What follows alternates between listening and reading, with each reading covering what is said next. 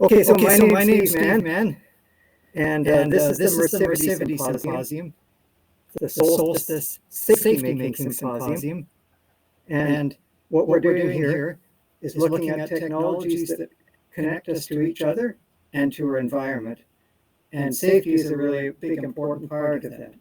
So swimming, safety, that sort of thing.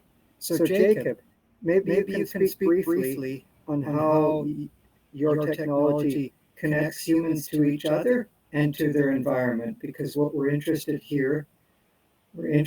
in the socio-cyber-physical phenomenology, the triumvirate of the society that we live in, humanity. It's the first axis, and the second axis is technology or cyber or AI, all that kind of stuff. And then the third axis is nature, physicality, the physical universe. So we often say atoms, bits, and genes.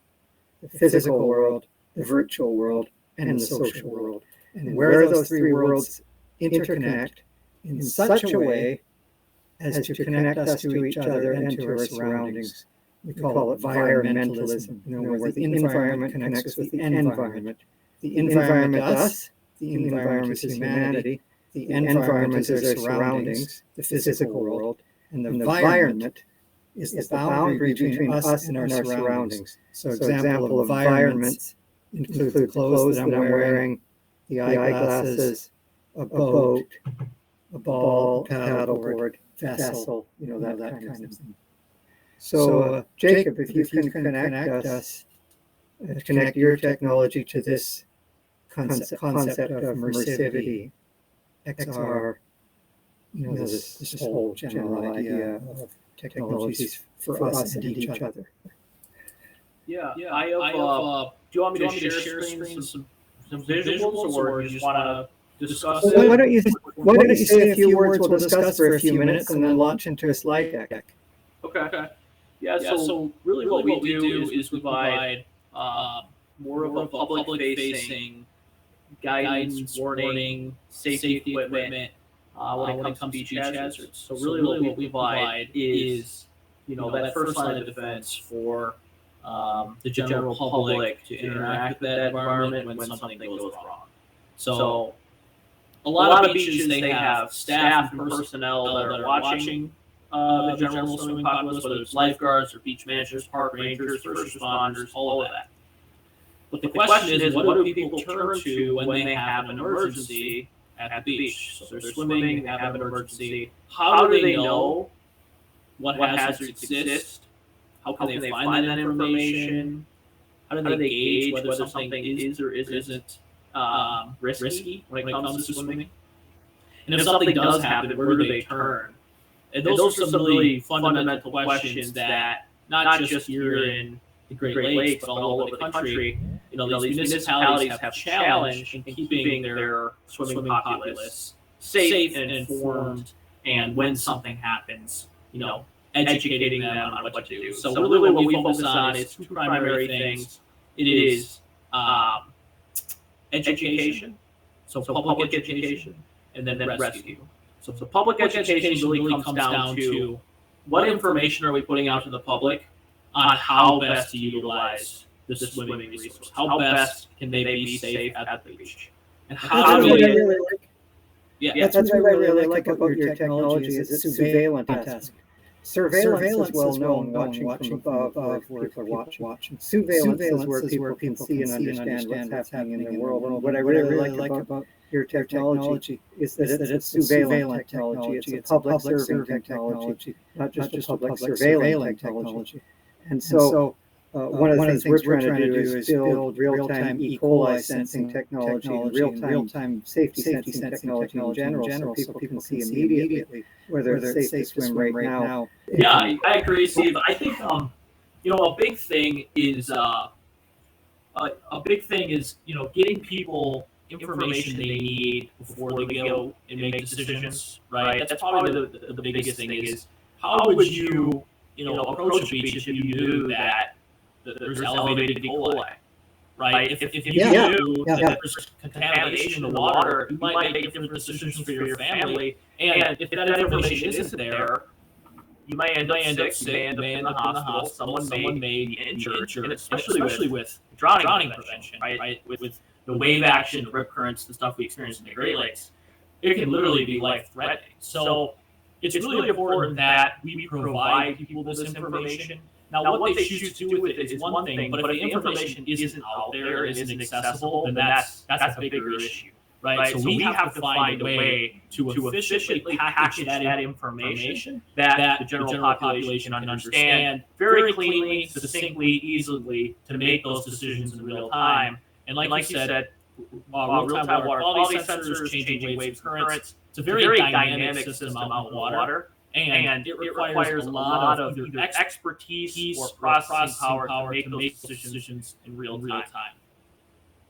Yes, that's really the thing, is to be able to have real-time information, real-time updates, and make that information visible to the end user. So for example, if I could see how crowded the beach was, or see what it's like, or get a sense of how much Ebola there is, or how much rip currents there, instead of just having a no swimming sign, what we really want is to have a thing where we know the risks, and where we can kind of assess the risks and make an intelligent, informed decision. I can say, okay, I think I'm going to swim today because I think it's within my risk boundary, or I think I'm not going to swim today because it's beyond my risk boundary. That is empowering individuals to make their own decisions and to take responsibility for their own health and safety. Because what we see is, regardless, people are going to swim anyways. We could put a sign that says no swimming ever, and at the end of the day, people are still going to swim. So we have to be a little bit smarter. Like if we're just looking at it from a liability perspective, it's very easy to fall into the trap that if we just spell out all the dangers and then it's never safe.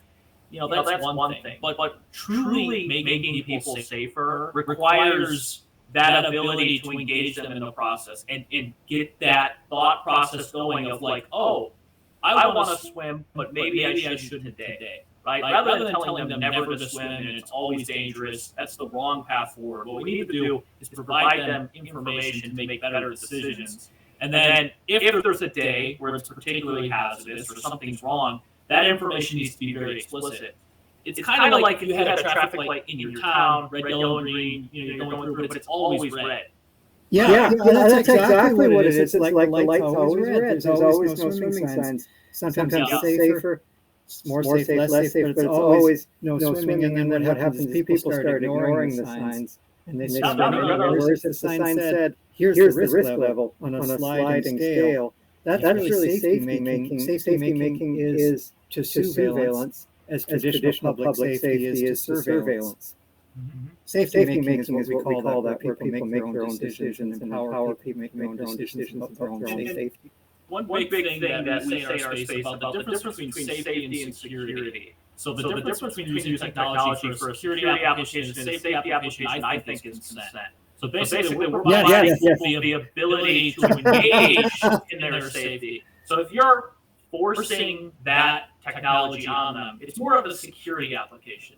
If you are assisting people, letting them become a part of that process, letting them make their own decisions, it's more of a safety application. So there's obviously sometimes where maybe intervention is needed. Like let's say it's an extreme day where the municipality decided we don't want water in the water. That should be an edge case. It shouldn't be every day, beach is closed, you can't swim. So that's kind of how we approach it. Is we want to design a system that is easy for people to understand. Because remember, we're not just educating, we're educating the general public. We're educating everyone from a 10-year-old to, a 50, 60-year-old that wants to swim. So there's a vast range of prior knowledge, expertise, just life experience that has to understand the same warning. So at the end of the day, we have to make it intuitive. If we overcomplicate things and make them too technical, people fall into the trap where, I forget what the term is,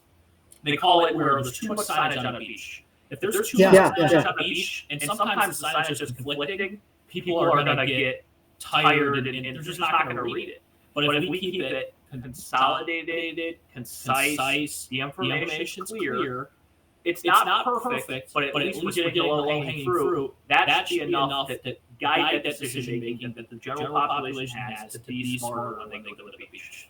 It's kind of the government equivalent of calling wolf too many times. The government's constantly saying, no.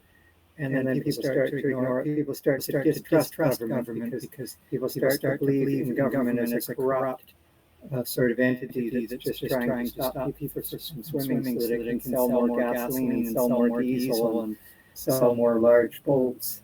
Whereas if government wants to be trusted, it has to sort of be responsible and call wolf only when there's really danger, or at least in proportion to the degree of danger. Yeah, and I remember the term. It's called signage fatigue. So signage fatigue is when there's just simply too much signage on the beach. If you try to capture every edge case of what terrible thing could happen on the beach, people just aren't going to read it. They're going to be disenchanted with the actual information that you're putting out. So the important thing that our approach to water safety, and by no means it's the perfect approach, we recognize that, is the low-hanging fruit for the most common good. If we can drill down into each particular beach, there's these rare, nuanced discussion on could we have prevented this from happening if we had this on the sign. The reality is, if we did that for every edge case surrounding that happened across the country, the sign would be a book long, right? It would be 50. Yeah. I mean, more generally, you can think of it as obedience fatigue or governance fatigue, when there's just too many stupid rules, especially when the rules are really stupid. Like no swimming, when it's actually perfectly safe to swim, they've got no swimming. And of course people want to swim. So it's kind of like people get tired of this gratuitous over-governance or over-obedience or over-regulation.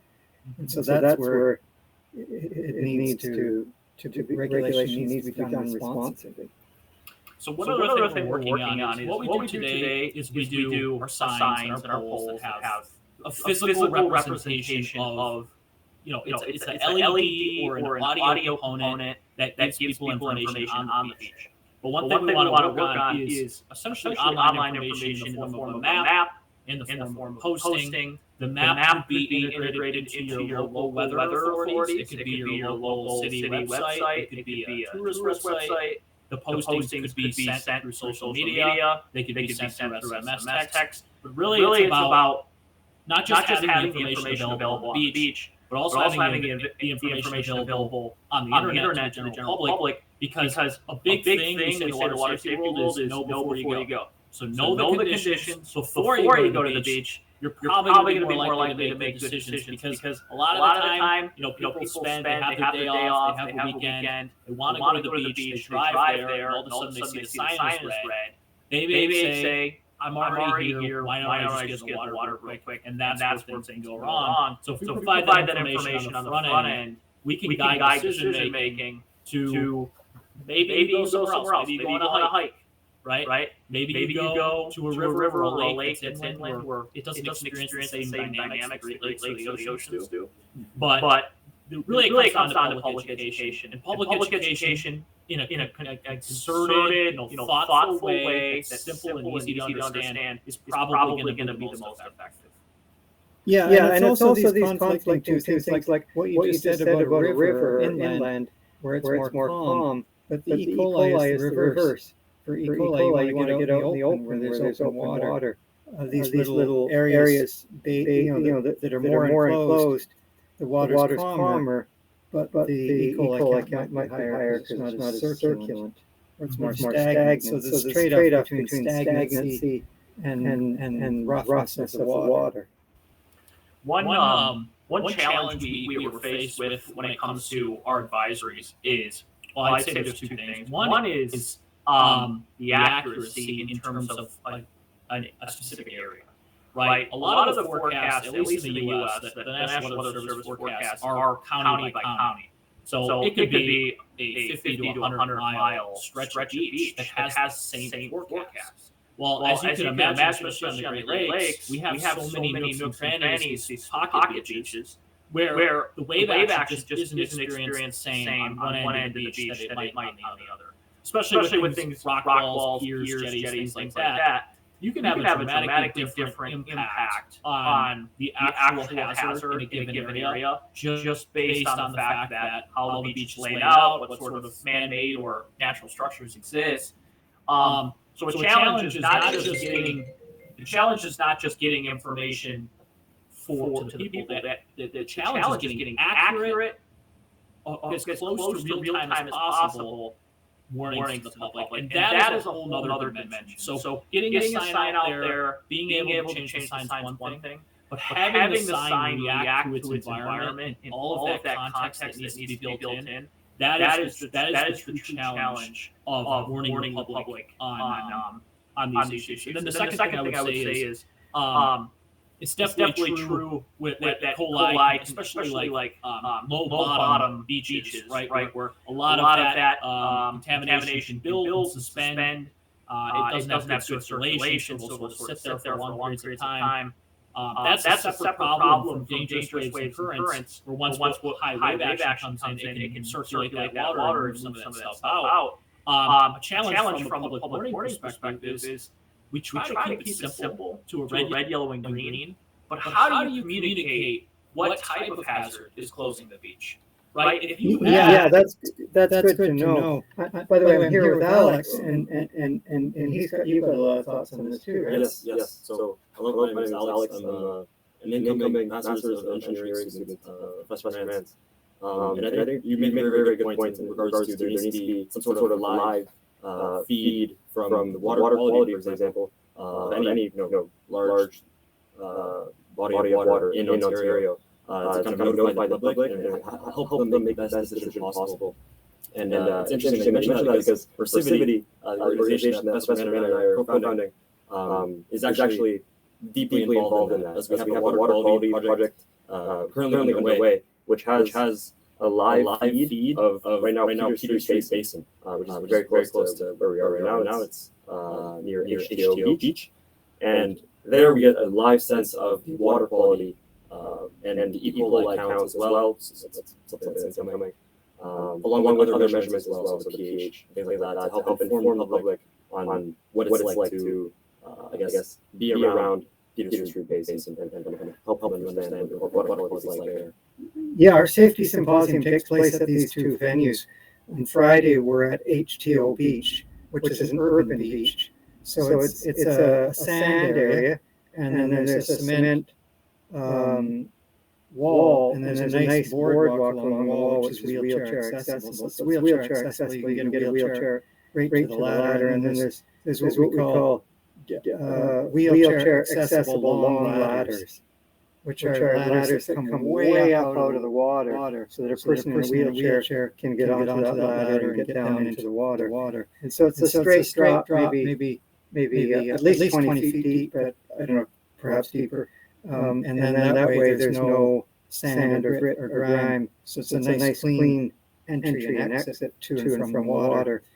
Very much open water, whereas Peter Street Basin is more enclosed. So on a rough day when it's a bit stormy, a person with disabilities can go to Peter Street Basin and use watercraft such as a Mersivity ball or a water walker, like a rollator walker, which is a treadmill attached to a paddleboard that you can walk on water with. And so vessel conveyances like that are suitable in this enclosed area, but the water quality may not be as good because it's enclosed, it's not circulant, it's a little more stagnant. So we've got these kind of almost two very different spaces that are right next door to each other. One's an enclosed basin that's connected to the lake. It's a big pool with a little pathway connecting to the rest of the lake. And then the other is this beach that's right in open water. It's a straight, clean drop-off, so there's no sand or grit or grime or all the dirt that collects in shallow water. All the mud and sand and everything is absent, so it makes the water quite a bit cleaner than you'd get at a normal sloped-in beach. Yeah, I think it definitely showcases that each beach is unique, especially in the Great Lakes. The hazards can vary dramatically. I think the thing to keep in mind is we just got to make that information as simple and palatable to the general public as possible. So the question is, how do we provide the ability to communicate risk to the general public without getting too in the weeds on why things are dangerous? Now, we can provide additional context for those people that really want to know, like why is my beach closed? What is happening? Let me get all the details. But when it comes to split-second decision-making, like do I go to the beach, yes or no? Do I get water, yes or no? That's where we need to really distill it down into a common platform. So that's what we try doing with our lights, is just to be very simple and intuitive. Is the beach ready for swimming? Is it closed for some reason? Is it hazardous? That's just sort of the high-level general information that we focus on, consolidating into a common language. Excellent. Okay, so maybe you want to start into your presentation with that background. I think our audience has a good idea what the issues are. You just click share screen. Yep. Let me make sure that. Excellent, I see it. Okay. Beautiful. So this presentation was just discussing how our technology is really kind of changing in real time, how water safety policy is handled in the U.S., but really around the country for Canadian beaches as well, where technology really brings in innovation and forces rethinking how we do things in terms of process, and especially dealing with government policy. It can require actual legislative changes. So really what we have are two different designs. I won't get too into the different features. I think we'll kind of keep it focused on the public notification. That's where the conversation started. But we do focus on a few different things. I apologize that the formatting got messed up a little bit. But we basically have two primary designs. We have on the left, the signage-based design. The signage-based design is focused on giving information to the public. Right? It's literally a giant sign. So you can put big, bold text letters that people can read from far away, and they can get that high-level information very fast. And it's very clear and succinct that this is giving me information. It's giving me dynamic information that can change based on the light changing, but the purpose of this thing is to give me information. And that's what the sign-based design is trying to approach. And we can integrate all sorts of great features into it, from cameras and alarms, speakers, and all of that. But at the end of the day, the main purpose of our sign product is to give people information. So we can guide that split-second decision-making. Do I go on water, yes or no? Should I go to the beach? Has things changed? Where is my tolerance of risk, so to speak? And then on the right is our pole-based design. So the pole-based design has less of an emphasis on public education because it's assuming that you kind of already know what the pole's there for. Because as you can see on the pole, there's a tiny little sign that's 1 foot by 1 foot that is mounted just below the little steel plate there at the base of the pole. That's all you got for educating the public on what the light means. So it's important that people kind of already know through supplemental signage or public education what is the purpose of the poles. While the sign doesn't really suffer from that issue, right? It's literally a giant sign. It's very easy to get people that information. So they kind of play a role in one another. The signs are better suited for typically where people are passing, right? They're passing through a parking lot, they're passing through a walkway, maybe it's a restroom facility, something like that, for getting people information. And then the poles are more designed to be in the action. The reason why they are the height they are and they're cylindrical is because they're literally on the beach, near the beach. People can see them from all different directions. If someone props up a tent or something right next to the pole, you're still going to see it. It's not the case with the sign. So we approach it from two different angles. Where the main sign design is for getting people information in passing, while the poles is more up in the action, providing real-time updates so that people can make informed decisions. So, and then we talked a little bit about how we design our signs. I won't go too much into this, but just know that we focus on standardization. So the important thing to us is not just getting people information, but getting people information in a uniform fashion that translates from one beach to another. So whether you're in a beach in the state of Michigan in the United States, or if you're in a beach in Canada, you have relatively the same information. It's never going to be one for one or exactly the same. There's going to be different translations. There's going to be a little bit added context, but the flow and the rationale should be the same. High, moderate, low, red, yellow, and green. What am I dealing with? If there's two reds, it means the water's closed. So we're trying to keep it distilled down to the same common flow, the same principle that we understand with traffic lights, with access doors and things like that. Red means stop, green means go. It should be considered that there's always risk swimming, but at the end of the day, that color code already kind of instilled in us because of how it's used in other aspects of our life.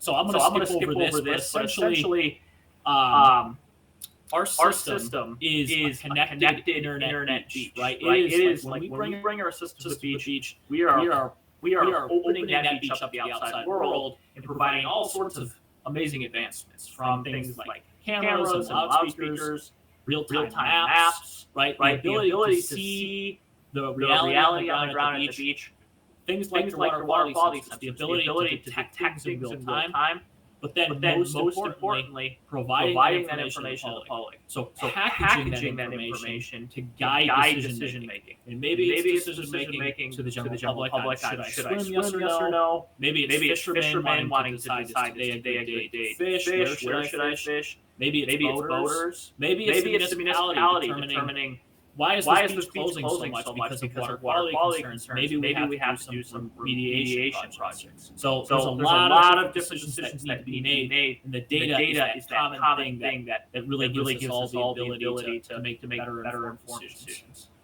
So I won't go too much into the safety system, but just know that we also focus on drowning prevention through emergency tools, the ability to inform first responders, to get them on scene, to react to emergencies faster. There's so much power that we can do with technology that it really opens up the door. It really opens up the door to collaboration, not just from the municipality and different branches of government, but also the general public, right? People, nonprofits, or universities. It opens up the ability to collaborate with these common technology platforms to really make the beach as smart as possible, as safe as possible, for the benefit of everybody. Yeah, and that's exactly what safety making is all about too, is empowering individuals to make the world safe. So I think you're right on the money there with the idea of creating a technology that helps connect us to each other and to our environment. So this is really good. So this is a good way to start off the symposium, and I think you've given a very good introduction. Hopefully we'll be working together shortly. I'm hoping we're actually all hoping to get E. coli sensors in real time on beaches connected to your smart signage, so that people will be able to see immediately whether it's safe to swim, and then with a very simple red, yellow, green indicator, and then of course they can look closer and see why. Like they can see exactly what E. coli count is, exactly what the wave conditions are like, and peel back layers of history, and we want people to be able to see what E. coli history is up to right now, not just up to yesterday, and to see what wave heights and wave conditions are like. And then we've got pollution monitors and all these sorts of things that see not just E. coli, but other contaminants. Well, we look forward to it. Thanks for including us, and it's definitely going to be an exciting time to implement that real-time E. coli system and see the results also. All right. We'll post your presentation, today's interview on the site, and then share it with your friends, and hopefully lots of people will come to learn about the importance of safety making and how we can make beaches that allow us to serve each other and our environment. Yeah. All right. Well, thanks everybody. Don't hesitate to reach out if you need anything. So I appreciate it. Excellent. Thank you so much for joining us. Thank you. Bye.